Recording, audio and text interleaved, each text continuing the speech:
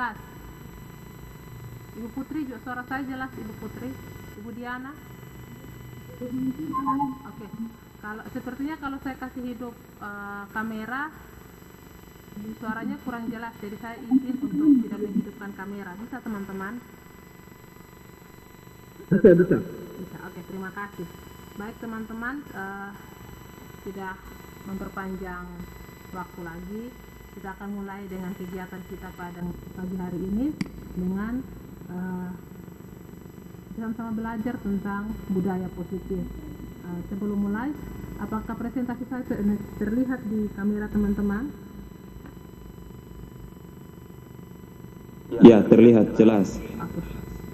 Baik, kita akan mulai. Kita akan sama-sama belajar tentang budaya positif. Kemarin tadi saya sudah jelaskan kalau kemarin kami belajar tentang budaya positif, dan ini menjadi bagian saya untuk kerinduan saya juga untuk berbagi bersama teman-teman semua tentang budaya positif. Kita akan mulai.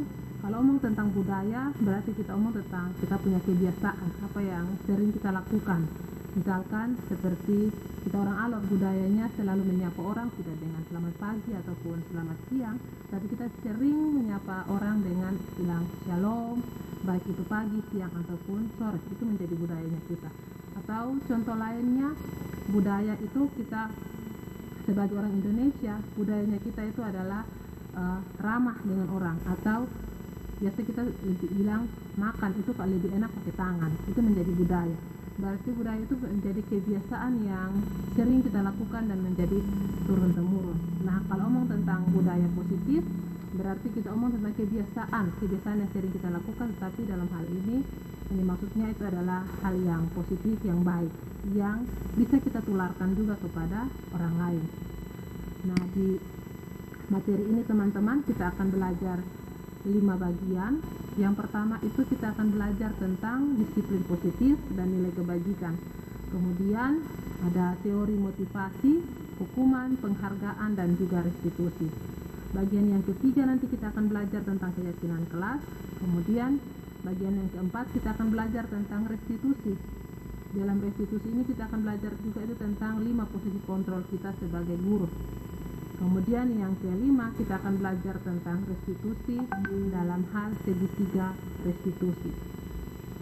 Bagaimana kita di bagian kelima ini kita akan belajar restitusi, bagaimana kita mengontrol, bagaimana kita membantu siswa untuk menyelesaikan persoalannya. Baik, kita langsung saja ke materi yang pertama tentang disiplin positif dan juga nilai kebajikan. Omong tentang kata disiplin lebih familiar bagi kita guru. Kita omong tentang disiplin seperti kita memberikan hukuman kepada anak.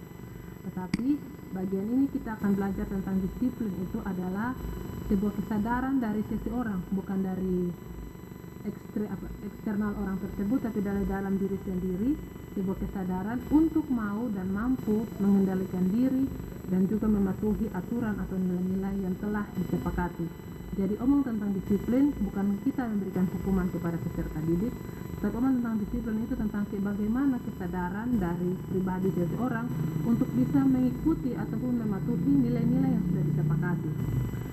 Kemudian seperti tadi saya sampaikan, kalau kita omong tentang disiplin itu berarti kita bukan omong tentang bagaimana kita memberikan hukuman.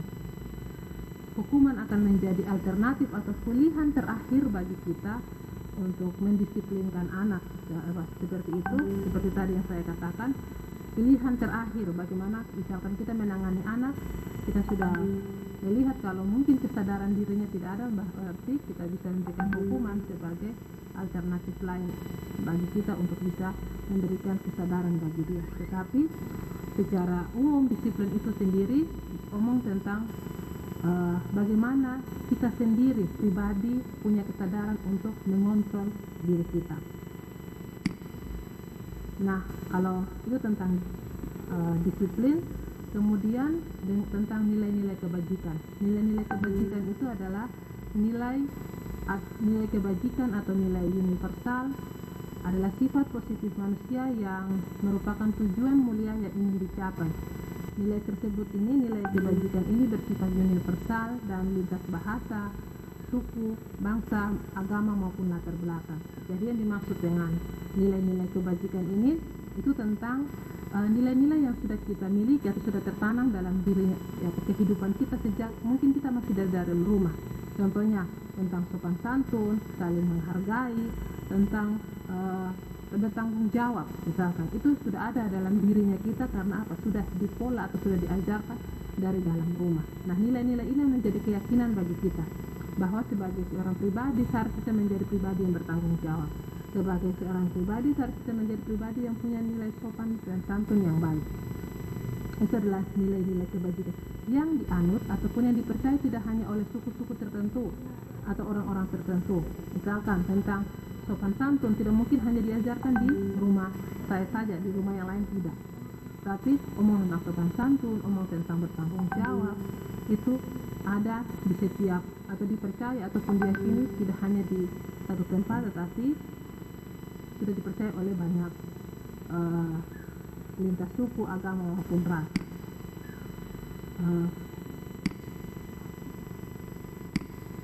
Nah, di sini teman-teman ada contoh dari nilai-nilai kebajikan yang saya mau bagikan bagi teman-teman. Ada banyak sekali, tetapi saya ingin bagikan dua saja untuk kita semua. Yang pertama itu adalah profil pelajar Pancasila. Nah, kenapa saya ingin berbagi tentang profil pelajar Pancasila ini? Karena kita masuk di tahun 2023 ini banyak anjuran, bahkan di sekolah-sekolah juga diminta untuk kita beralih, tidak lagi menggunakan kurikulum 2013, tapi kita diminta untuk menggunakan kurikulum Merdeka. Di dalam kurikulum Merdeka ini kita akan belajar ataupun lebih mengajarkan, membimbing siswa untuk mengarah kepada 6 profil pelajar Pancasila ini. Yang pertama itu adalah bertakwa, beriman dan bertakwa kepada Tuhan, kemudian mandiri, bernalar kritis, berkebinekaan global, bergotong royong, dan juga kreatif. Jadi dari sini ketika kita membimbing, mengarahkan peserta didik, diharapkan ke-6 nilai ini ada di dalam diri peserta didik. Melalui apa? Melalui proses pembelajaran kita. Atau juga nilai kebajikan itu bisa dari 7 kebajikan esensial, misalkan rasa empati, suara hati, kontrol diri, rasa hormat, kebaikan, toleransi, dan juga keadilan. Nilai-nilai seperti ini kita bukan belajarnya di sekolah misalkan. Kita pasti sudah mempelajari itu, kita juga sudah paham itu ketika kita ada berada di rumah. Berarti kita meyakini nilai-nilai ini.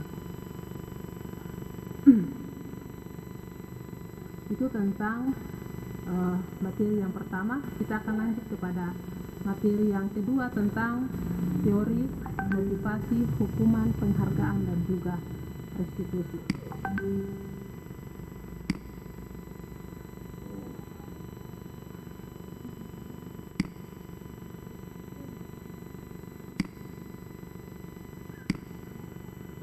Nah, untuk materi yang kedua ini kita akan belajar tentang teori motivasi, hukuman, penghargaan, dan juga restitusi. Nah, yang pertama kita akan lihat apa itu motivasi. Nah, motivasi ini ada 3 hal yang ingin saya bagikan bagi teman-teman semua. 3 motivasi yang sering kita lakukan atau sering peserta didik lakukan dan mungkin juga pernah kita lakukan. Yang pertama itu adalah motivasi untuk menghindari dari ketidaknyamanan ataupun hukuman. Misalkan begini, misalkan waktu kita masih sekolah ataupun peserta didik kita mau melakukan sesuatu atau menjalankan tugas dari kita untuk apa? Untuk menghindar dari rasa tidak nyaman atau untuk menghindar dari hukuman, bukan dari dalam kesadaran dirinya, tetapi karena merasa takut dengan gurunya atau merasa takut dengan orang tuanya. Misalkan saya mengajar pelajaran fisika, saya anak murid mau mengerjakan tugasnya karena takut saya kasih hukuman, misalkan berdiri selama pelajaran fisika, ataupun saya suruh dia menyalin ulang tugasnya 10 rangkap misalkan. Akhirnya mereka mengerjakan tugas ataupun menyelesaikan tugas yang kita berikan bukan karena kesadaran dalam diri mereka, tetapi karena mereka merasa tidak nyaman ataupun mereka bilang kita kerja di tugas saja supaya Eka tidak marah saya, misalkan saya kerja di tugas saya supaya saya tidak dapat hukuman, nanti teman-teman dulu tertawa saya. Itu adalah motivasi yang pertama, motivasi mereka untuk melakukan apa yang kita minta atau melakukan tanggung jawab yang diberikan kepada mereka oleh karena mereka tidak mau mendapatkan hukuman ataupun mendapatkan teguran. Yang kedua, untuk mendapatkan imbalan ataupun penghargaan dari orang lain. Nah, motivasi ini adalah motivasi yang ada dalam diri mereka karena saya mau melakukan ini karena nanti saya mendapatkan sesuatu dari orang tua saya ataupun dari guru saya. Mungkin hal ini terpola karena kebiasaan kita sebagai guru atau sebagai orang tua, kita menjanjikan sesuatu jika anak mau melakukan apa yang kita minta. Misalkan, kakak tolong mama beli garam misalkan, nanti dia uang 2.000 buat kakak, berarti kita menjanjikan imbalan bagi mereka. Atau misalkan anak atau peserta didik dalam kelas atau siswa dalam kelas mengerjakan tugas yang kita berikan, kemudian kita memberikan dia hadiah. Akhirnya mereka mengerjakan sesuatu ataupun menyelesaikan tanggung jawab yang kita berikan itu bukan karena kesadaran dalam diri mereka, tetapi karena mereka mau mendapatkan sesuatu. Nah, efek sampingnya atau risiko lainnya akan kita dapatkan itu adalah ketika kita tidak bisa memberikan imbalan atau tidak lagi memberikan imbalan, akhirnya mereka tidak lagi mau melakukan sesuatu yang kita minta. Misalkan tanggung jawab mereka. Kalau kakak pergi beli garam misalkan, mama tidak kasih uang 2.000, berarti berikutnya lagi mama minta tolong untuk pergi beli garam, udah bilang, saya tidak mau pijal, mama tidak kasih uang begitu tuh. Misalnya seperti itu. Atau ketika mereka dengan sungguh-sungguh mengerjakan tugas, kemudian biasanya dikasih imbalan, misalkan dikasih pujian ataupun bisa dikasih hadiah dalam bentuk barang, ketika mereka tidak mendapatkannya, maka waktu berikutnya lagi mungkin mereka akan bilang, kerja di sama saja ibu guru tidak kita apa-apa. Mengapa seperti itu? Karena motivasi mereka untuk melakukannya oleh karena mereka sudah terbiasa untuk mendapatkan imbalan ataupun penghargaan. Ada sesuatu yang mereka dapat begitu. Kemudian untuk yang ketiga yang dan diharapkan dimiliki oleh setiap peserta didik adalah menjadi orang yang mereka inginkan dan menghargai diri sendiri dengan nilai-nilai yang mereka percaya. Artinya ketika mereka melakukan sesuatu, terserah itu baik diminta oleh guru ataupun dari inisiatif mereka tahu bahwa itu untuk masa depannya saya, itu baik untuk saya, bukan karena saya takut mendapatkan hukuman dari ibu guru ataupun orang tua, bukan karena untuk saya mendapatkan hadiah atau imbalan dari orang tua, tetapi saya melakukan ini karena ini baik untuk saya hidup, ini baik untuk saya punya masa depan misalkan. Jadi ketika mereka punya kesadaran ketiga ini, kita tidak harus memaksa mereka untuk belajar lagi. Kenapa? Karena mereka sudah sadar kalau belajar menjadi tanggung jawab saya, menjadi tugasnya saya, karena itu untuk masa depannya saya. Sehingga mereka akan melakukan itu bukan karena paksaan, bukan karena takut hukuman, ataupun bukan karena untuk mendapatkan imbalan. Itu tentang 3 motivasi perilaku manusia. Belajar ketiga ini yang diharapkan muncul dalam diri siswa itu adalah pada motivasi yang ketiga, dari kesadaran diri sendiri atau dari kesadaran intrinsiknya anak, internalnya anak. Baik, kita lanjut kepada hukuman, konsekuensi, dan juga restitusi. Kalau omong tentang hukuman berarti ada sesuatu yang kita lakukan kepada peserta didik dan biasanya itu menyakitkan bagi mereka. Misalkan kalau ada anak yang datang terlambat, misalkan kita lagi bilang datang terlambat, jadi silakan lari keliling lapangan 10 kali, atau datang terlambat, jadi silakan berikan membersihkan WC misalkan. Nah, itu menjadi hukuman bagi mereka. Tetapi biasanya hukuman itu datangnya dari satu arah dan munculnya secara tiba-tiba tanpa diketahui oleh murid. Gitu. Sehingga membuat mereka merasa tertekan atau juga mungkin bisa membuat mereka merasa malu. Kalau dengan konsekuensi, ada sedikit perbedaan dengan konsekuensi. Konsekuensi berarti yang melakukan pelanggaran pasti sudah tahu apa yang akan mereka dapatkan jika mereka melakukan pelanggaran. Nah, misalkan kalau saya datang terlambat, berarti saya tahu saya akan lari keliling lapangan. Itu menjadi saya konsekuensinya. Jadi ketika mereka sudah datang terlambat, mereka langsung tahu kalau saya datang terlambat, jadi saya harus lari keliling lapangan misalkan. Jadi konsekuensi itu mereka sudah ada kesepakatan antara guru dan juga muridnya. Jadi anak-anak dan juga guru akan tahu bahwa apa yang menjadi konsekuensi ketika saya melanggar peraturan. Berbeda dengan restitusi. Restitusi itu proses atau cara yang dilakukan guru sehingga peserta didik dia mengintrospeksi diri ataupun juga melihat kembali kira-kira kesalahan saya di mana begitu. Jadi untuk restitusi ini peserta didik akan belajar untuk melihat kesalahannya sendiri dan juga menemukan jalan keluarnya. Jadi bukan guru atau bukan peserta didik lain lagi yang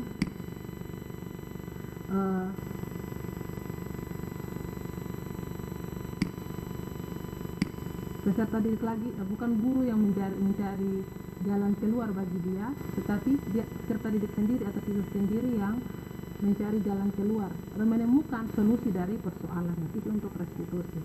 Jadi sebagai guru kita harapkan adalah murid kita itu bisa menemukan kesalahannya sendiri dan dia juga bisa belajar bertanggung jawab dan juga dia bisa menemukan solusi dari persoalannya.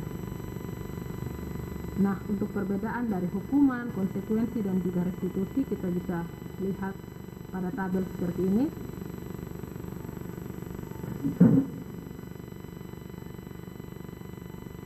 Nah, hukuman, kalau untuk hukuman akan menimbulkan menciptakan identitas gagal dari peserta didik, sedangkan untuk konsekuensi dan juga restitusi akan menciptakan identitas sukses. Kenapa? Karena kita memberikan hukuman pasti akan ada sesuatu yang menyakitkan harus terjadi. Misalkan kita memberikan hukuman fisik kepada mereka, itu sesuatu yang harus terjadi, dan seperti tadi saya bilang, hukuman itu biasanya datang dari satu arah saja. Biasanya kalau peserta didiknya kita buat kesalahan, langsung bilang ini, kamu datang terlambat, jadi sini mari apa langsung guru cubit atau pukul, atau seperti tadi saya bilang, kita kasih hukuman mereka untuk lari keliling lapangan. Sedangkan kalau konsekuensi, mereka tahu bahwa saya buat kesalahan, maka saya harus tahu kalau menjadi konsekuensinya saya harus bikin apa. Nah, kalau restitusi di sini dia bilang merupakan suatu pilihan. Berarti pilihan bagi peserta didik untuk lihat saya punya kesalahannya di mana, begitu. Terus kira-kira dari kesalahannya saya ini apa yang saya bisa perbaiki dan jalan solusi ataupun jalan keluarnya seperti apa. Sebagai guru kita harusnya bisa membimbing dan mengarahkan mereka. Kemudian hukuman juga akan menyebabkan seperti tadi saya bilang merasa tidak nyaman bagi murid. Kemudian merasa tidak nyamannya itu akan berjangka panjang.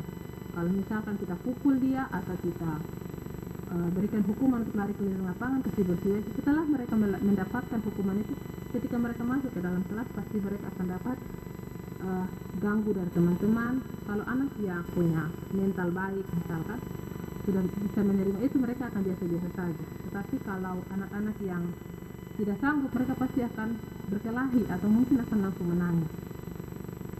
Sehingga ketika mendapatkan hukuman, anak seperti tadi saya bilang, anak juga akan merasa tersakiti, merasa ada sesuatu yang terganggu dalam diri mereka. Sedangkan kalau konsekuensi, seperti tadi saya sudah bilang, konsekuensi itu mereka sudah tahu apa yang akan mereka dapatkan atau mereka lakukan ketika mereka melakukan suatu pelanggaran. Mereka juga mereka memang akan merasa tidak nyaman, tetapi rasa tidak nyamannya mereka itu tidak bertahan lama. Itu tentang konsekuensi. Tetapi kalau di restitusi, murid itu akan mendapatkan penguatan. Kenapa? Saat proses restitusi itu berlangsung, guru tidak langsung menunjukkan bahwa ini lu kesalahan di sini, tidak. Karena kita akan membimbing anak-anak untuk menemukan kesalahannya. Kemudian mereka akan mengintrospeksi diri mereka. Oh, saya salah di sini, maka saya harus memperbaikinya begini, jalan keluarnya begini. Maka anak-anak ya, seperti tadi saya bilang, anak akan mencari jalan keluarnya sendiri. Sehingga mereka sadar mereka punya kesalahan, tetapi mereka juga akan dikuatkan. Karena apa? Karena mereka bisa menemukan solusi dari persoalan yang mereka dapat lakukan. Gitu. Nah, di sini ada contoh tindakan yang dilakukan guru, dan kira-kira saya harap dari penjelasan saya tadi teman-teman bisa paham, dan kira-kira dari penjelasannya saya, contoh ini kira-kira menurut teman-teman ini hukuman atau konsekuensi, begitu. Nanti kita sama-sama memberikan jawaban. Jadi untuk pertanyaan pertama, silakan teman-teman kasih aktif kembali kamera dan silakan berikan jawaban. Yang tidak bisa bersuara silakan bisa ketik di kolom chat. Kira-kira pertanyaan yang pertama ini termasuk hukuman atau konsekuensi, begitu.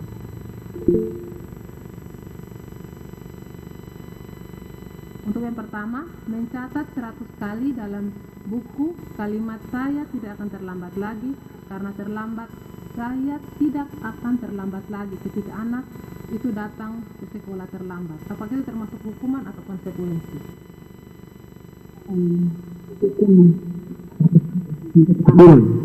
Ya, Bapak Dance bilang itu hukuman. Dan teman-teman yang lain?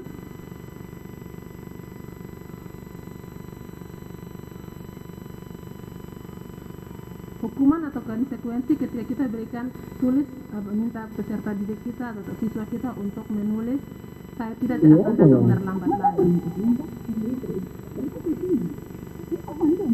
Kalau konsekuensi bagaimana? Kalau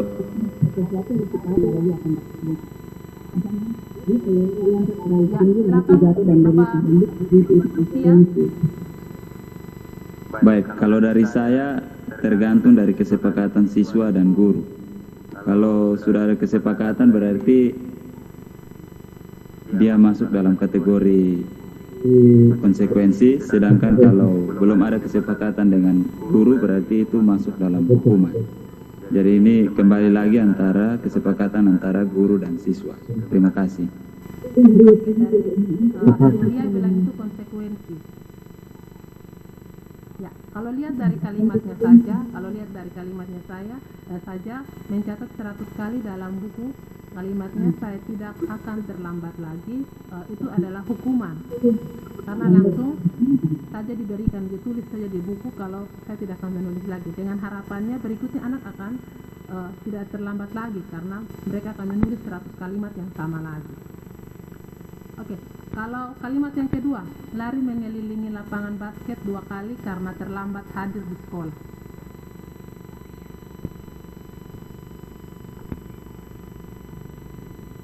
Itu hukuman sih. Bapak Danci bilang itu hukuman. Kalau teman-teman yang lain? Ibu Putri?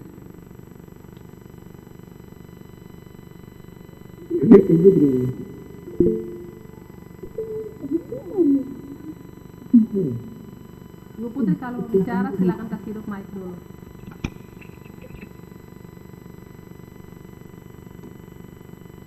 Ya, Bapak Usias lagi silahkan. Ya, kalau dari saya itu masuk dalam hukuman karena untuk dampaknya itu tidak ada dalam dia punya, tidak ada berdampak bagi dia punya edukasinya begitu. Ini hanya lebih kepada fisik. Jadi menurut saya itu hukuman. Baik, terima kasih. Hukuman, oke. Teman-teman yang lain?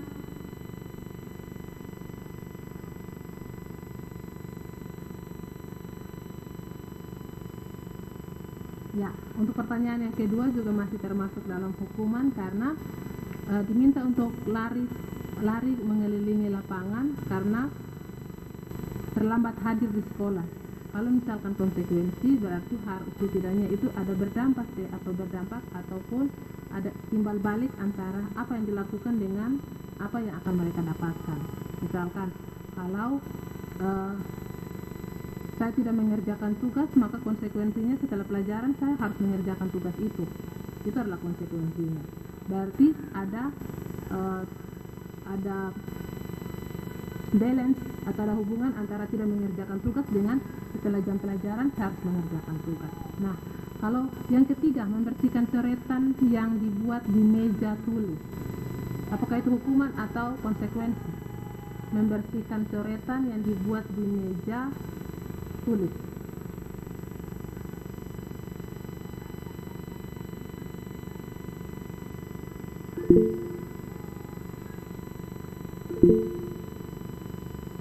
Oke, Ibu Putri bilang konsekuensi. Kalau Bapak Dance?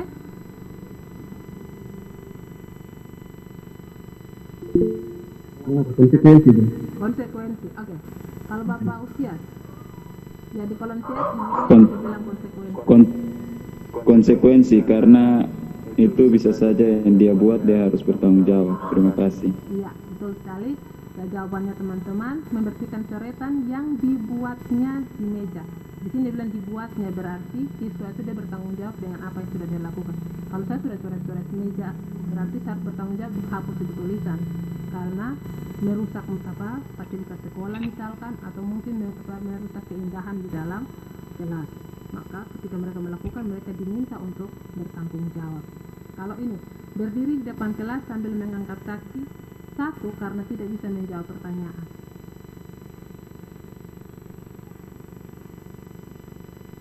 Berdiri di depan kelas sambil mengangkat kaki, satu, karena tidak bisa menjawab pertanyaan.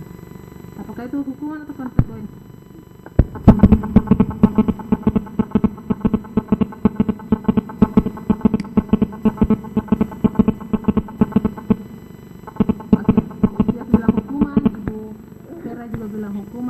Ibu Putri juga bilang hukuman, betul sekali. Untuk yang keempat ini, berdiri di depan kelas karena tidak bisa menjawab pertanyaan, itu adalah hukuman. Kalau membersihkan tumpahan air di meja tulis karena tersenggol pada saat belajar, apakah itu hukuman atau konsekuensi?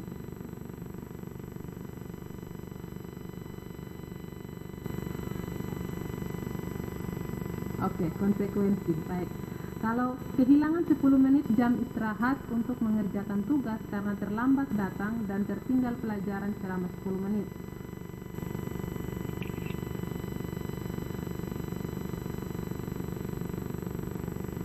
Ibu Fena bilang konsekuensi, Ibu Ria juga bilang konsekuensi. Oke. Di kolom chat sepertinya rame. Betul sekali. Untuk dua pertanyaan terakhir, membersihkan tumpahan air di meja dan juga kehilangan 10 menit jam istirahat ketika terlambat mengerjakan tugas, itu termasuk dengan konsekuensi. Membersihkan tumpahan air karena dia yang melakukan, maka dia harus melakukan sebagai bentuk tanggung jawab, tidak mungkin dia membiarkannya saja. Kemudian kehilangan 10 menit di jam istirahat karena datang terlambat, maka 10 menit yang sudah saya terlambat itu harus ada gantinya, begitu, sebagai seorang murid. Jadi kalau saya datang terlambat 10 menit, maka saya harus tahu konsekuensinya. Saya adalah saya akan kehilangan 10 menit di jam istirahat untuk mengganti 10 menit yang sudah saya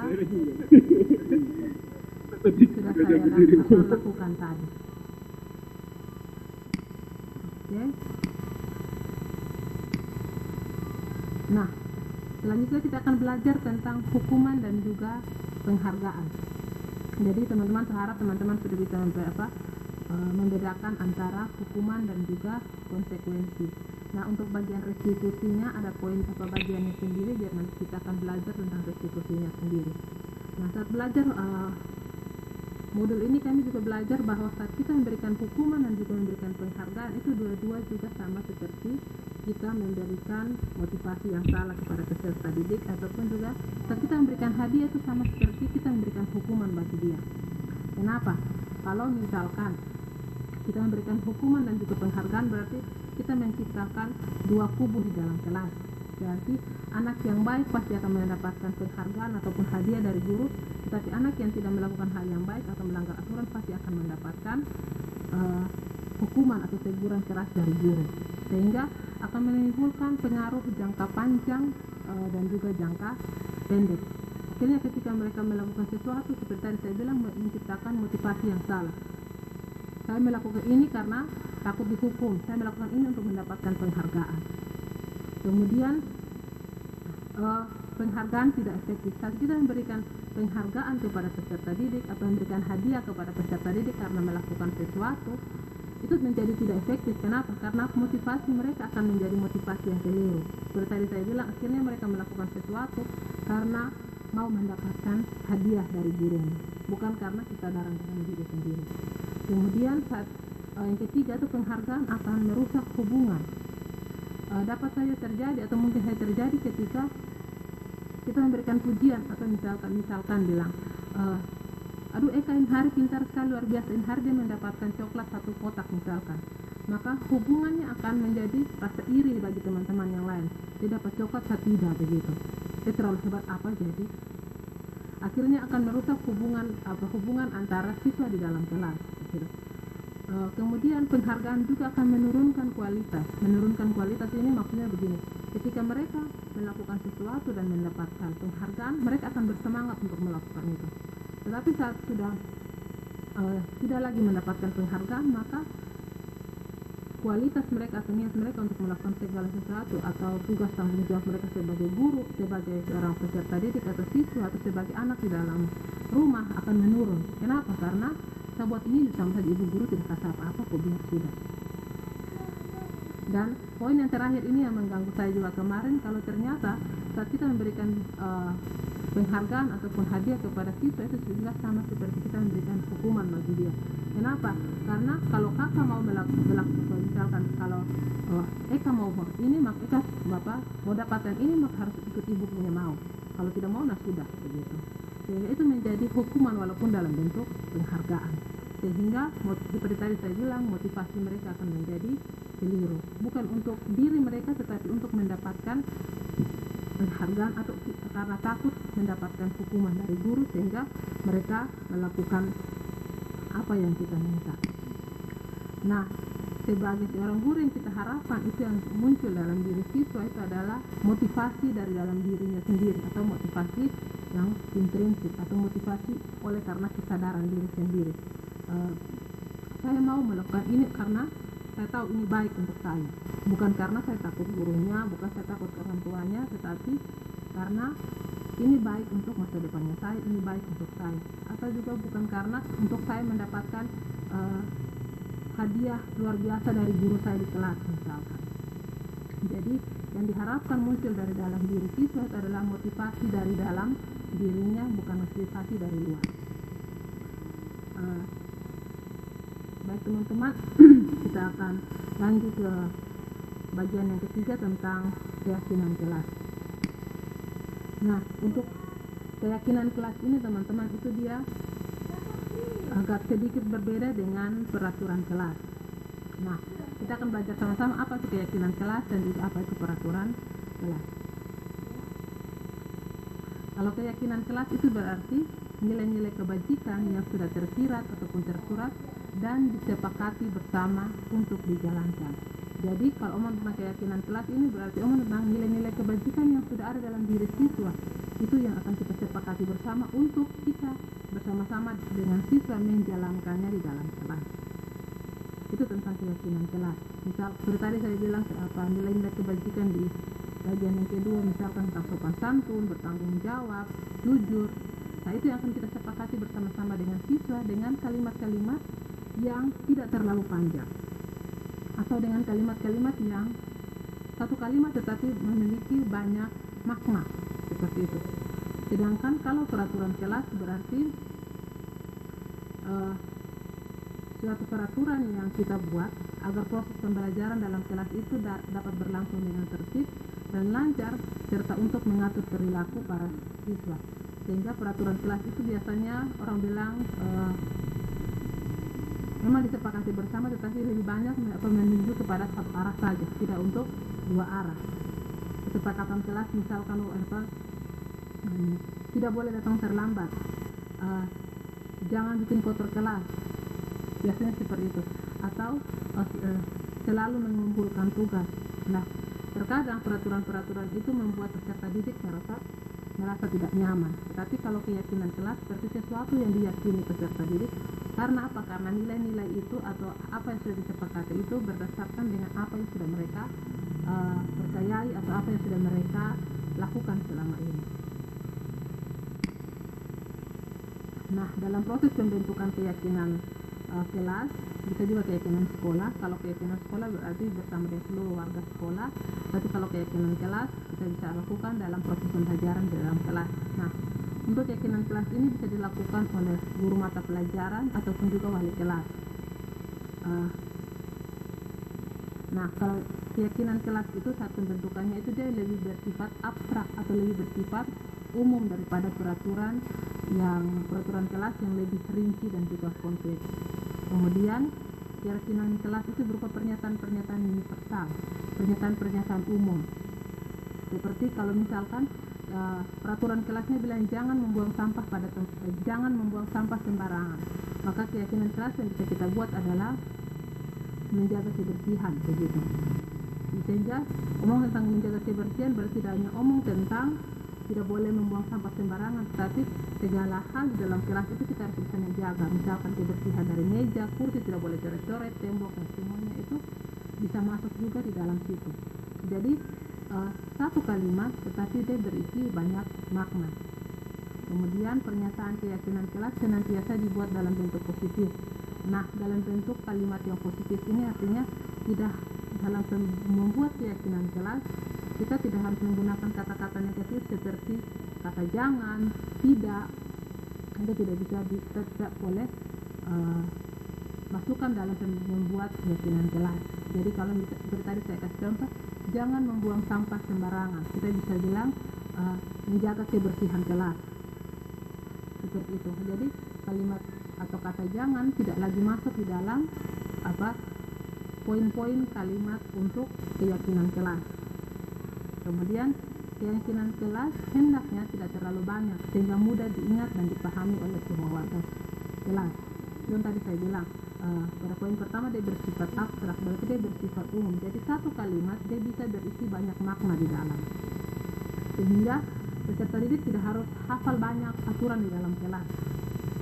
Mereka omong tentang bila menjaga kebersihan dalam kelas, berarti mereka sudah tahu bahwa tidak boleh buang sampah sembarangan di dalam kelas, tidak boleh coret-coret meja ataupun kursi, ataupun coret-coret papan tulis misalkan, ataupun berpenampilan rapi. Berpenampilan rapi berarti mereka sudah tahu mereka rambut harus yang laki-laki panjangnya bagaimana, yang perempuan rambutnya sedikit bagaimana, yang berpenampilan rapi di bilang laki-laki berpakaian seperti apa, perempuan berpakaian seperti apa.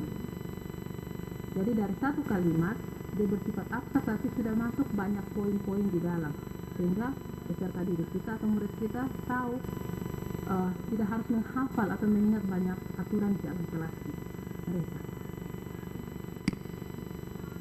Kemudian keyakinan kelas sebaiknya yang dapat diterapkan di lingkungan tersebut. Jadi keyakinan kelas itu dibuat, kalau misalkan omong keyakinan kelas, berarti keyakinan kelas itu dapat diterapkan di dalam kelas saja.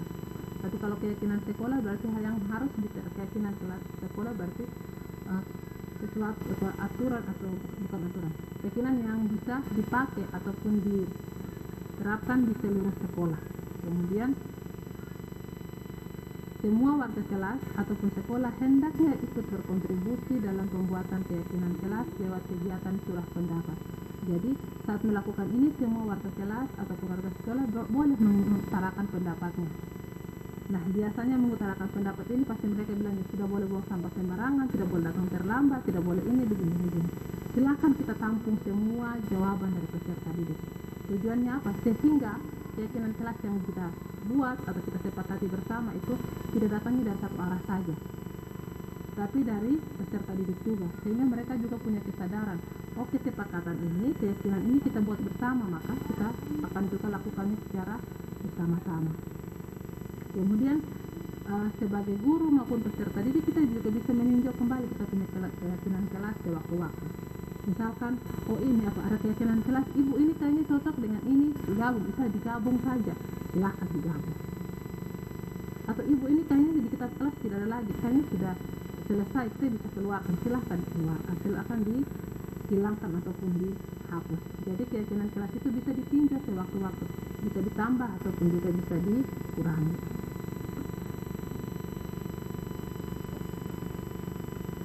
Ya, di sini ada contohnya, kembalikan barang ke tempat, contoh keyakinan kelas yang dibuat di sini, kembalikan barang ke tempatnya, kemudian dilarang mengganggu orang lain. Ini peraturan dan nilai kebajikan yang ada di dalamnya apa? Kembalikan barang ke tempatnya. Nah, ini yang saya mau tanya untuk teman-teman. Kira-kira kalau peraturannya kembalikan barang ke tempatnya, itu nilai kebajikan apa yang mau diberikan atau dimuncul dari dalam diri siswa?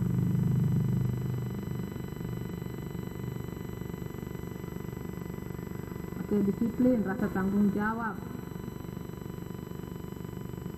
Ada lagi yang lain?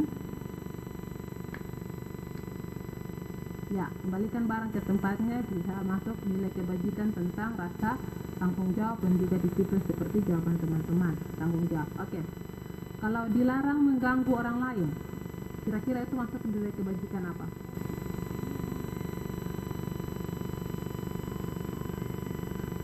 Dilarang mengganggu orang lain.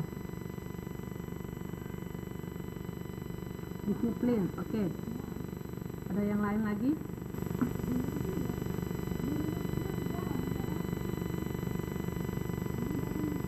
Tertib bagi diri sendiri dan orang lain. Oke, ada lagi?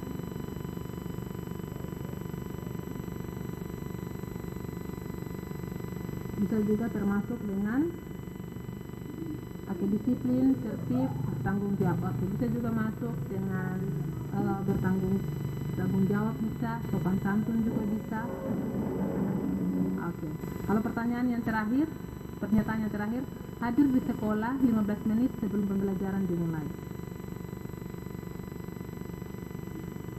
Disiplin, oke. Tepat waktu, disiplin.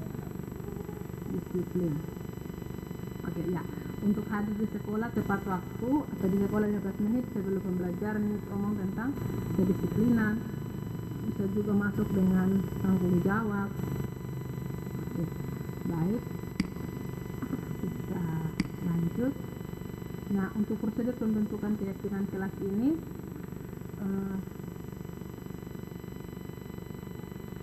kalau misalkan kita membuat keyakinan kelas, berarti kita bisa masuk dalam kelas kemudian menyampaikan kepada peserta didik bahwa kita membuat keyakinan kelas, maka diminta untuk setiap peserta didik berkontribusi atau ikut terlibat dalam pembentukan keyakinan kelas.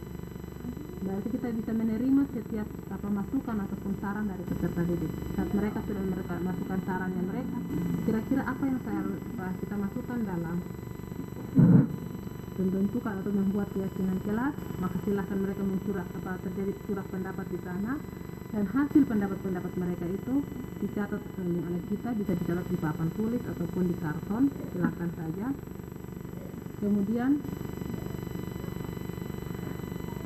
kita minta mereka untuk kita sama-sama untuk menyusun keyakinan kelas itu sesuai dengan prosedur pembentukan keyakinan kelas. Dengan cara bagaimana? Mengganti kalimat-kalimat yang bernilai negatif menjadi kalimat positif. Misalkan yang tidak boleh datang terlambat, tidak boleh kasih kotor kelas, tidak boleh buang sampah sembarangan. Kita bisa menggantinya dengan kalimat-kalimat positif. Datang tepat waktu misalkan, menjaga kebersihan kelas. Dan kita juga harus ingat kalau dalam membuat prosedur atau keyakinan kelas itu kalimatnya jangan terlalu kalimatnya boleh umum tetapi mencakup banyak nilai di dalam, mencakup banyak poin di dalam. Kemudian langkah selanjutnya kita bisa tinjau kembali daftarnya atau hasil surat pendapat dari anak-anak itu. Kemudian kita lihat kira-kira poin-poin mana yang bisa disatukan. Poin-poin mana bisa disatukan, kira-kira kalimat positif apa yang bisa kita pakai supaya mencakup, misalkan ada 3 ini punya maknanya sama, kita bisa gabung dia menjadi satu, sehingga seperti tadi saya katakan aturan dalam kelasnya tidak banyak atau keyakinan kelasnya tidak yang diingat ataupun dipahami oleh siswa itu tidak terlalu banyak.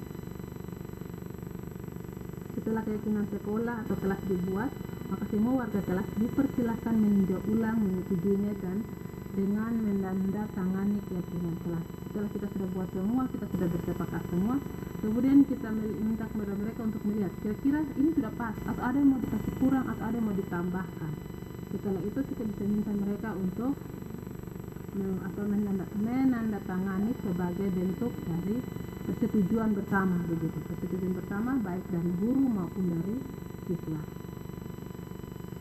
Nah, hasil dari kesepakatan itu bisa dibuat bentuk poster ataupun dibuat semenarik mungkin, sebaik mungkin, seindah mungkin dan ditempel di kelas. Nah, keyakinan kelas inilah yang akan dipakai untuk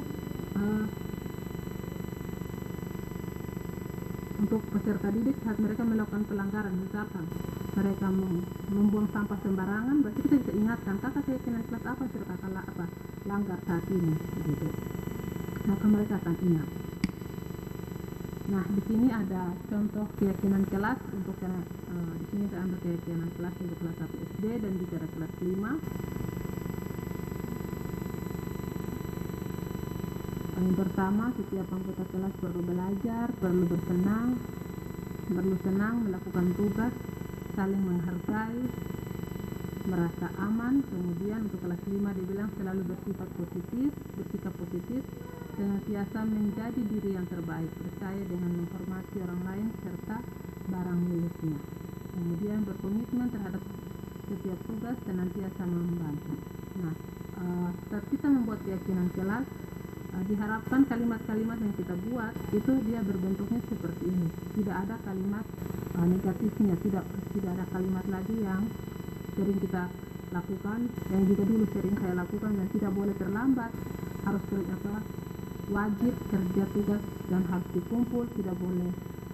Pokoknya ada kata tidak dan jangan itu tidak wajib masuk di dalam keyakinan kelas kita. Oke, kita masuk ke restitusi. Tapi di sini kita akan lihat dulu posisi kontrol. Nah, 5 posisi kontrol ini kita akan lihat posisi kontrol kita sebagai guru terhadap peserta didik kita, atau sebagai orang dewasa terhadap orang yang lebih adik daripada kita atau usianya di bawah kita. Ada 5 posisi kontrol yang kita bisa lihat. Nah, sebelum itu kita akan lihat dulu apa itu restitusi. Restitusi itu adalah suatu cara yang dimana kita menciptakan suasana ataupun kondisi di mana seseorang atau misalkan murid kita menyadari dan juga dia menemukan solusi sendiri bagi persoalannya. Jadi ketika peserta didik kita melakukan pelanggaran, kita panggil dia dengan baik, kemudian kita berdiskusi dengan dia bersama-sama untuk dia menyadari atau melihat kesalahan saya di mana, begitu. Bukan kita sebagai guru lagi yang kasih tahu bilangnya, tadi lu buat apa?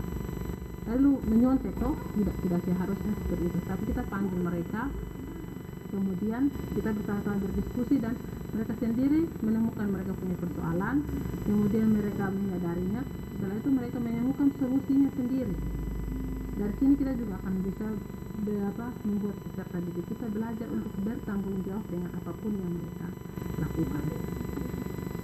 Nah, 5 posisi kontrol.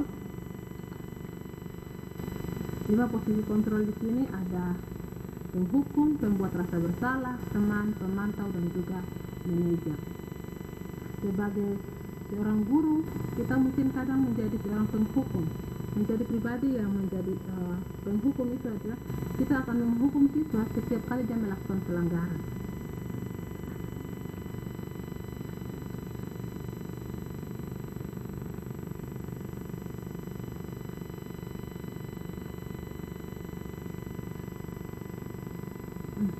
Nah, penghukum itu kita, seperti tadi saya bilang, kita akan langsung memberikan hukuman, dan biasanya hukuman itu dari satu arah saja. Seperti contohnya tadi, kalau yang sering saya lakukan itu adalah ketika anak murid datang terlambat, kita akan suruh mereka berdiri di depan kelas misalkan, atau secara spontan tanpa ada kesepakatan.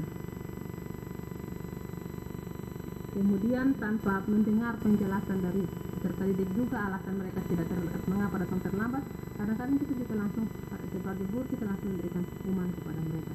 Dan biasanya hukuman itu selalu datangnya dari satu arahnya saja, dari guru saja kepada peserta didik. Kemudian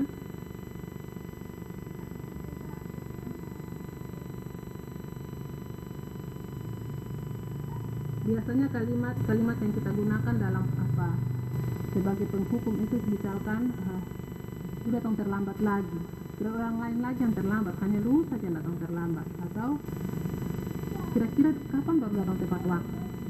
Kita pasti akan ngomong begitu, atau kita langsung saja tanpa mendengar, saya bilang tanpa mendengar penjelasan, kita langsung memberikan hukuman kepada mereka. Itu adalah saat kita memposisikan diri kita sebagai posisi kontrol penghukum.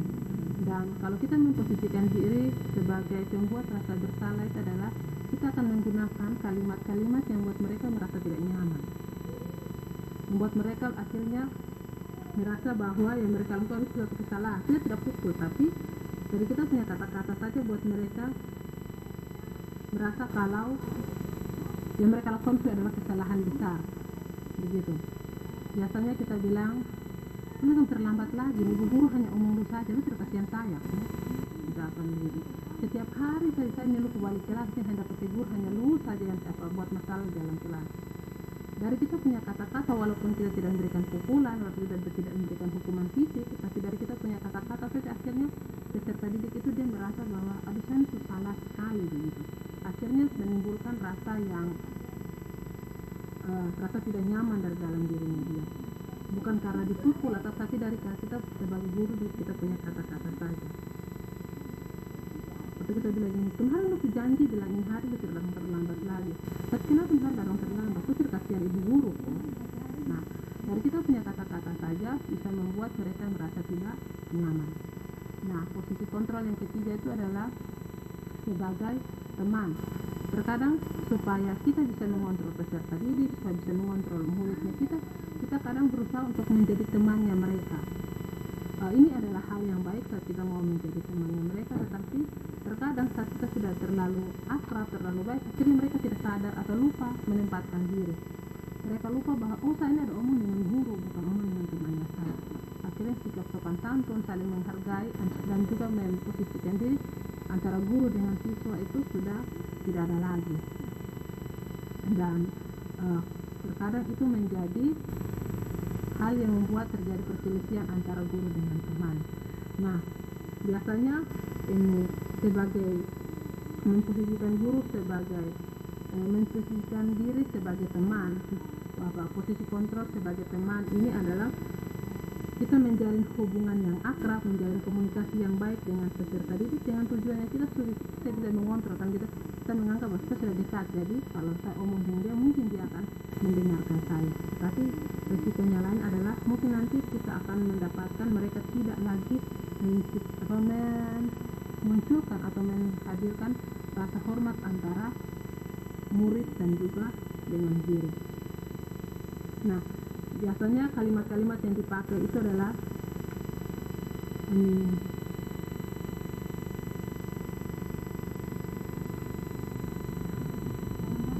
hari ini kamu datang terlambat lagi, kemarin sudah janji tidak datang terlambat lagi, bagaimana kamu ini? Ya sudah, ini hari itu guru kasih ampun kamu, nanti minggu besok tidak boleh datang terlambat lagi. Sebagai guru kita karena kita sudah menganggap mereka sebagai teman dan juga mereka menganggap kita sebagai teman, akhirnya apa yang kita omong itu mereka anggap nanti besok datang terlambat lagi, ibu guru sudah marah, jadi aman, jadi seperti itu. Kemudian sebagai yang ketiga, 4 itu posisi kontrol sebagai pemantau. Nah, biasa sebagai pemantau itu membuat kita itu hanya sebagai orang yang berfokus pada aturan sekolah. Dan biasanya kita bilang aturan sekolahnya bagaimana, terus lu ada bikin apa sekarang, jadi lu konsekuensinya bagaimana. Jadi nada suara yang kita keluarkan itu akan menjadi nada suara yang datar, kemudian bahasa tubuhnya kita akan menunjukkan bahasa tubuh yang formal. Kita sebagai pemantau melihat saja, tetapi kita melihat dengan berpatokan pada aturan sekolah. Nah, saat begitu kalau biasanya kita pasti lipat tangan bagus-bagus depan, baru kita akan kasih tahu lu datang terlambat lagi. Atau kita sekolah masuk jam berapa? Jam 7 toh. Nah, kita menjadi pemantau yang menunjukkan ini aturan sekolahnya, lu sudah langgar begini-begini. Nanti hukumannya apa? Silahkan melakukan. Pemantau berarti kita hanya menjadi pengamat dan juga menjadi orang yang menciptakan jarak antara peserta didik dan juga sebagai guru. Kemudian posisi kontrol sebagai manajer ini adalah posisi kontrol yang diharapkan dari kita sebagai seorang guru. Manajer berarti kita bisa mengatur, begitu. Kita bisa membimbing mereka, maka nada suara kita pun pasti akan bersuara seperti nada suaranya tulus. Kemudian bahasa tubuhnya kita itu tidak kaku dan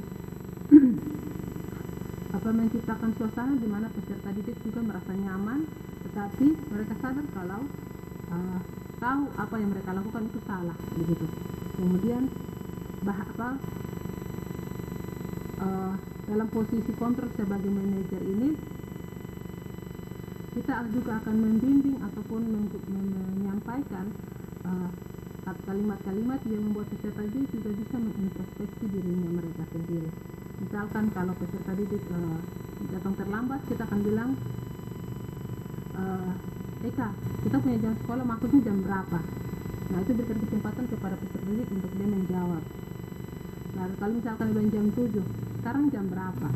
Kalau kita tanya, nanti misalkan bilang jam 7:15, berarti apa kamu sudah terlambat misalkan, maka mereka juga akan ada komunikasi sehingga mereka juga menyadari bahwa mereka sudah terlambat. Tetapi nada suara kita itu tidak seperti nada suara menuduh atau membentak ataupun dengan nada suara yang kasar. Tapi nada suara kita itu seperti nada suara yang tulus, bahwa seperti seorang ibu yang menegur anak-anaknya, ataupun seperti orang yang dekat yang berusaha mengingatkan, tapi juga bukan untuk membentak ataupun juga untuk menghukum mereka, sehingga peserta didik juga tidak merasa canggung ataupun takut, tapi mereka juga bisa mengintrospeksi diri mereka sendiri. Nah, ini ada tabel tentang perbedaan antara 5 posisi kontrol. Yang bagian pertama sini, guru membuat, kalau sebagai penghukum maka guru akan menghardik dengan menunjuk, kemudian menyakiti dan juga mungkin dengan kata-kata yang menyindir. Kemudian kalau sebagai membuat rasa bersalah, mungkin guru akan mengomel saja ataupun marah-marah saja. Kemudian membuat rasa bersalah juga, guru akan menunjukkan ekspresi kekecewaan. Kemudian sebagai posisi kontrol sebagai teman, membuat alasan-alasan untuk murid-muridnya. Berarti mereka karena sudah merasa seperti teman, akhirnya kesalahan peserta didik itu dianggap seperti ya sudah, kalau ini gitu, nah besok jangan buat lagi, besok bikin lagi, kita bilang itu, nah besok jangan bikin lagi, seperti itu. Kalau sebagai posisi pemantau, kita akan mengukur, menghitung, kemudian menciptakan, seperti yang tadi itu, menciptakan jarak. Kemudian kalau sebagai manajer, berarti kita akan mengajukan pertanyaan-pertanyaan yang membuat peserta didik itu, dari pertanyaan-pertanyaan kita membuat mereka menjawab, dan sekaligus mereka juga bisa mengintrospeksi diri mereka ataupun melihat kesalahan-kesalahan mereka.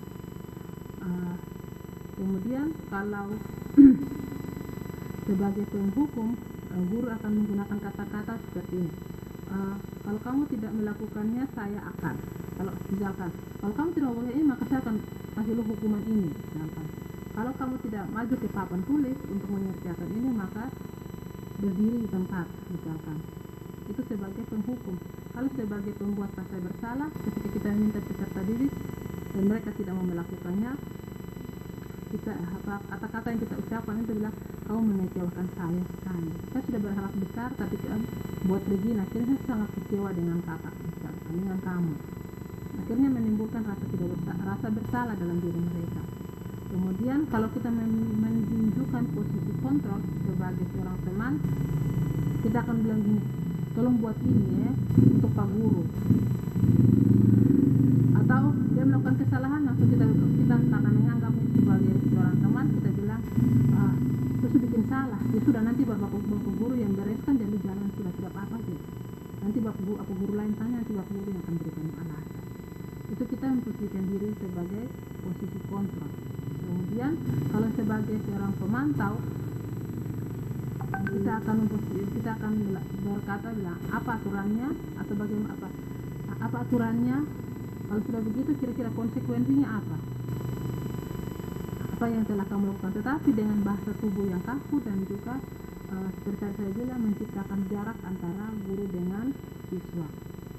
Kalau sebagai posisi manajer, maka kita akan menggunakan intonasi suara yang tidak menuduh, tidak membentak, tapi kita juga mengajukan pertanyaan-pertanyaan yang membuat mereka bisa mengintrospeksi diri. Pertanyaannya bisa seperti, apa yang kita yakini, apa yang kamu yakini, atau kalau kamu meyakininya, maka kamu memperbaikinya. Kalau kamu mau memperbaikinya, kira-kira hal tersebut akan menggambarkan apa tentang dirimu.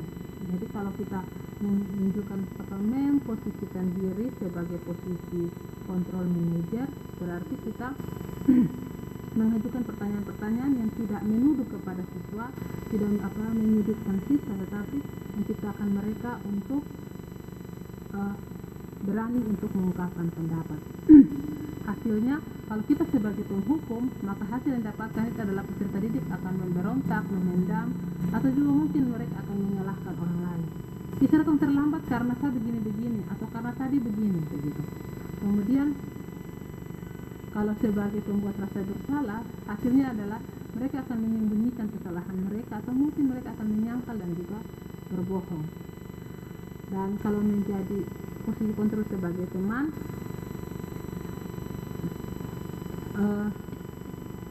mereka akan bersifat sangat tergantung. Maksudnya, saya melakukan ini kalau saya buat pelanggaran, Pak Guru ada, tukuan Pak Guru aman jadi.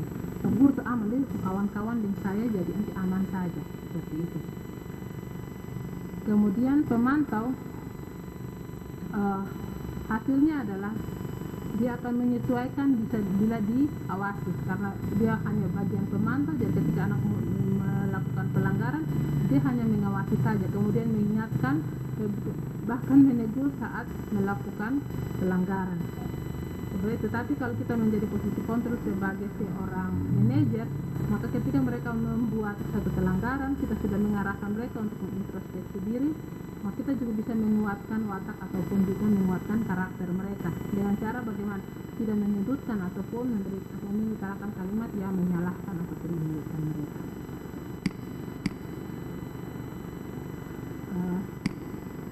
Itu tentang posisi kontrol. Jadi untuk posisi kontrol ini, posisi dimana kita mau mengontrol peserta didik dengan cara-cara seperti itu. Kadang kita mau supaya siswa mau taat dengan kita, ikut kita punya aturan, maka kadang-kadang kita memberikan hukuman tanpa melihat apa sebab akibatnya dulu. Kemudian kadang kita menggunakan bahasa-bahasa yang membuat mereka merasa bersalah, supaya kita dengan kata-katanya kita tanpa kita pukul, mereka bisa merasa bersalah dan saya bisa mengontrol mereka. Misalkan sebagai seorang teman juga begitu, pemantau juga begitu, dan juga manajer juga sebagai begitu. Karena itu sebagai seorang guru kita diharapkan untuk bisa mengambil posisi kontrol sebagai seorang manajer. Bagaimana kita bisa menyampaikan ataupun mengingatkan dan pada peserta didik untuk apa yang mereka lakukan, tetapi dengan bahasa tubuh, dengan intonasi suara yang tidak menyudutkan, tetapi kita membimbing mereka untuk bisa menemukan dan juga mencari jalan keluar dari persoalan yang mereka hadapi, sehingga bukan lagi guru yang menemukan solusi bagi persoalan yang mereka, tetapi mereka sendiri yang menemukan solusi untuk apa yang mereka sudah lakukan. Dari situ mereka juga akan bisa belajar untuk bertanggung jawab dengan setiap apa yang mereka kerjakan. Nah, bagian yang kelima ini kita akan belajar tentang restitusi, bagian segitiga restitusi. Nah, segitiga restitusi ini merupakan proses ataupun tahapan untuk menciptakan kondisi bagi murid untuk memperbaiki kesalahan mereka, sehingga mereka bisa kembali pada kelompok mereka dengan karakter yang lebih baik. Nah, untuk segitiga restitusi ini adalah segitiga yang kita pakai atau langkah-langkah yang kita pakai untuk mendampingi siswa saat mereka melakukan pelanggaran atau melakukan kesalahan. Tetapi saat kita proses pendampingan itu kita tidak menyudutkan mereka, tidak menciptakan suasana di mana mereka akan merasa bahwa di sini pasti karena saya buat kesalahan dan pasti akan mendapat hukuman yang berat sekali dari guru. Tidak.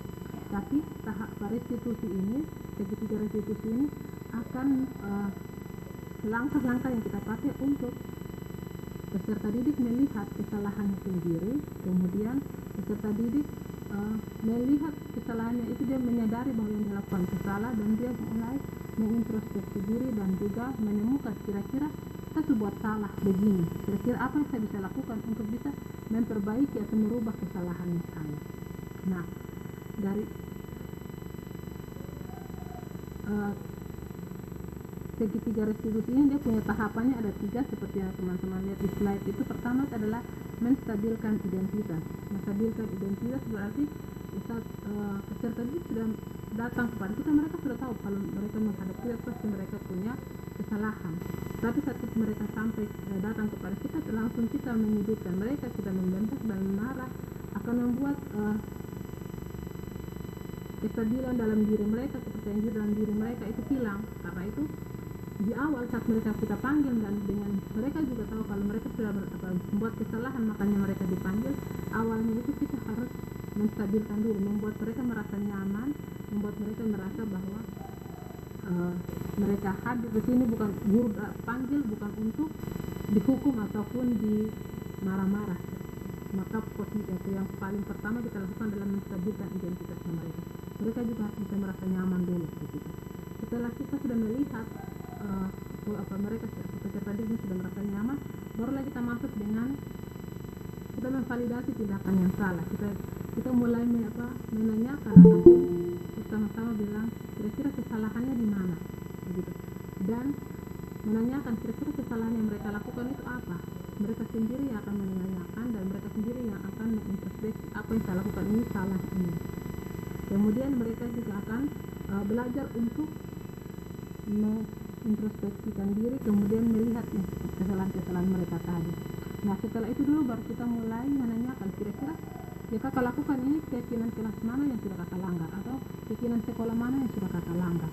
Dari situ baru anak akan mulai melihat kesalahannya, kemudian mereka juga akan belajar untuk mulai bertanggung jawab. Setelah mereka sudah melihat mereka kesalahan, kira-kira solusinya apa untuk selesaikan kakak punya persoalan. Misalkan kalau kakak datang terlambat kenapa? Oh tadi malam saya tidur jam 12 misalkan. Kalau begitu apa yang bisa kakak lakukan supaya besok kakak tidak terlambat? Maka mereka bilang, oh kalau saya tidur jam 12 maka saya tidur lebih tidur supaya bisa bangun juga lebih tidur. Nah proses itu dilakukan dengan cara saling ada komunikasi tanya jawab antar siswa, tapi yang diharapkan itu adalah siswa yang menemukan dan juga menyelesaikan persoalannya sendiri. Nah segitiga restitusi ini teman-teman bisa lihat di seperti ini. Bagian yang paling bawah sini adalah menstabilkan identitas. Nah kalimat-kalimat yang bisa kita gunakan untuk menstabilkan kembali identitas peserta didik, kita bisa bilang setiap orang pasti merasa bersalah, atau setiap orang pasti pernah buat kesalahan. Kita juga bisa bilang ibu guru juga kok ini pernah buat kesalahan, atau kamu bukan satu-satunya yang pernah melakukan kesalahan. Jadi kita menstabilkan identitasnya anak atau membuat mereka tidak merasa tersudutkan itu dengan kata-kata ataupun kalimat-kalimat yang memotivasi mereka. Seperti tadi saya bilang, setiap orang pasti yang pernah melakukan kesalahan, atau mari kita sama-sama menyelesaikan persoalan ini, atau ibu guru juga pernah melakukan kesalahan, jadi kamu tidak perlu khawatir. Saat kita sudah membangun komunikasi untuk menstabilkan kembali identitasnya mereka, saat itulah baru kita mulai validasi tindakan mereka yang salah. Nah kita bisa kasih pertanyaan atau pernyataan bisa seperti kamu tentu punya alasan mengapa melakukan itu, atau kita bisa bilang ibu pas percaya kalau kakak punya alasan kenapa jadi kakak buat melakukan ini. Atau saat dia berkelahi dengan teman untuk mendapatkan sesuatu, kita bisa bilang menurut adik ada tidak cara lain yang efektif untuk bisa mendapatkan apa yang adik butuhkan atau kakak butuhkan. Nah di saat kita memvalidasi tindakan yang salah ini, kita bisa menggunakan seperti contoh kalimat-kalimat dua ini, atau kita juga bisa menggunakan kalimat-kalimat untuk misalkan dia melakukan atau mengejek temannya karena dia mendapatkan nilainya 90 sedangkan temannya mendapatkan nilainya 50. Dan saat dia mengejek itu temannya mungkin langsung menangis. Nah kita bisa pasti memvalidasi tindakannya yang salah. Kita bilang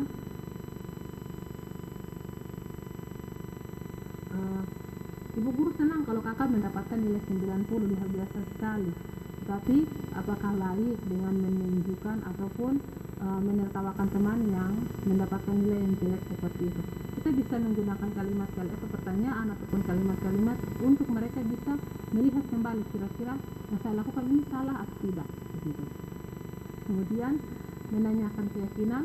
Setelah mereka sudah tahu apa yang mereka lakukan itu sebuah kesalahan, baru kita masuk di dalam kira-kira keyakinan kelas seperti apa yang sudah kakak langgar atau belum kakak sepakati, belum kakak ikuti. Atau kita bisa tanya bilang, kamu ingin menjadi orang seperti apa? Atau kira-kira dari kakak punya kesalahan atau bukan kesalahan, kira-kira dari yang kakak lakukan solusinya bagaimana? Menurut kakak kira-kira solusinya bagaimana? Seperti tadi contohnya datang terlambat, dia sudah memvalidasi tindakan yang salah. Kalau saya datang terlambat karena saya bangun terlambat. Karena apa? Karena saya tidur jam 12 malam misalkan. Maka solusinya bagaimana? Disinilah baru kita bersama siswa atau membimbing siswa untuk bisa menemukan jalan keluarnya. Kalau saya memang dapat bangun terlambat karena tidur jam 12 malam, maka mungkin saya tidur lebih sejuk supaya besok saya bisa bangun juga lebih sejuk dan datang sekolah juga tidak terlambat.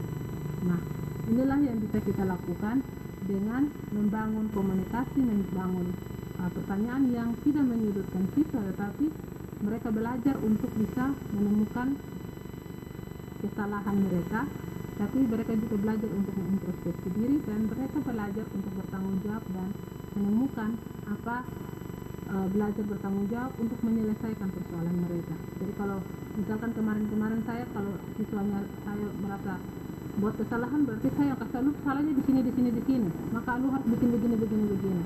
Tapi saat belajar di sini saya belajar bahwa satu peserta didik melakukan pelanggaran, maka tugasnya saya itu adalah membimbing dia untuk menemukan kesalahan dan juga mereka harus bisa mencari jalan keluar mereka sendiri. Tujuannya apa?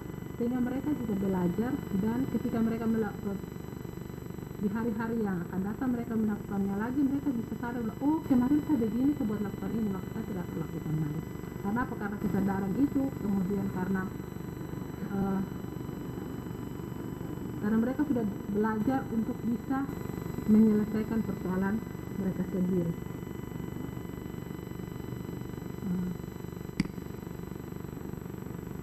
Oke.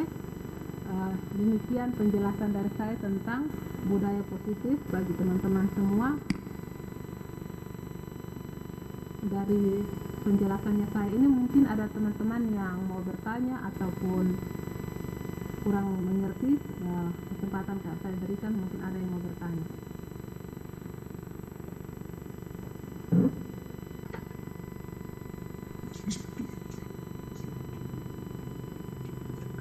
Kalau dari saya pas.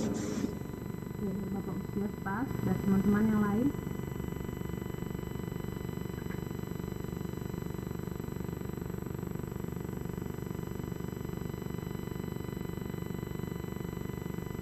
Mungkin tadi saya penjelasan terlalu cepat atau ada bagian yang belum dipahami dari teman-teman, mungkin mau ditanyakan, silahkan. Ibu Putri mungkin, Ibu Linda.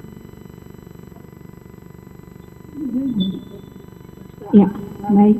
Terima kasih Bu Yuli Susan untuk materinya. Saya pikir ini materinya sudah sangat baik dan mungkin menolong kita semua sebagai guru bagaimana bisa membedakan antara hukuman dan juga konsekuensi atau keyakinan kelas. Jadi menurut saya sudah sangat baik presentasi dari Ibu Susan dan juga sudah sangat menolong kita semua sebagai seorang guru. Mungkin tentang keyakinan kelas ini pastinya berkaitan dengan kebajikan atau nilai atau goal yang diharapkan dalam proses pembelajaran di kelas. Jadi berdasarkan kesepakatan atau aturan yang dibuat antara komponen sekolah sehingga diwujudkan satu keyakinan kelas yang menjadi acuan bagi sekolah itu sendiri. Jadi saya pikir materi yang disampaikan oleh Ibu Yuli Susan sudah sangat menolong kita semua dan membuat saya mengingat kembali materi ini. Terima kasih banyak untuk materi hari ini. Mungkin itu dari saya. Terima kasih banyak sekali lagi, saya kembali.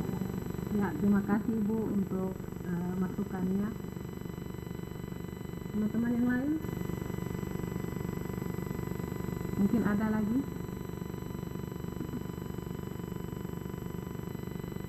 Baik, kalau tidak ada yang bertanya, terima kasih banyak. Saya anggap kalau penjelasan saya tadi sudah dimengerti oleh teman-teman, atau mungkin nanti ada yang tidak dimengerti atau belum dipahami, nanti bisa bertanya lagi kepada saya akan berikan penjelasan. Terima kasih banyak karena sudah meluangkan waktu bersama-sama dengan saya di Zoom ini untuk mendengarkan saya berbagi tentang budaya positif yang sudah saya dan teman-teman di pendidikan guru penggerak angkatan 7 pelajari. Kiranya apa yang sudah saya bagikan bisa bermanfaat bagi kita semua, dan kita bisa menerapkan itu dalam proses pembelajaran kita masing-masing di kelas, dan kita bisa menciptakan suasana kelas yang nyaman dan menyenangkan bagi peserta didik, sehingga proses pembelajaran yang kita lakukan juga bisa berjalan dengan baik, dan pembelajaran kita juga bisa dinikmati tidak hanya oleh kita tetapi oleh peserta didik kita, dan apa yang kita ajarkan bisa dimengerti, bisa dipahami, dan kita bisa menjadi teladan yang baik bagi peserta didik kita. Sekian dan terima kasih banyak.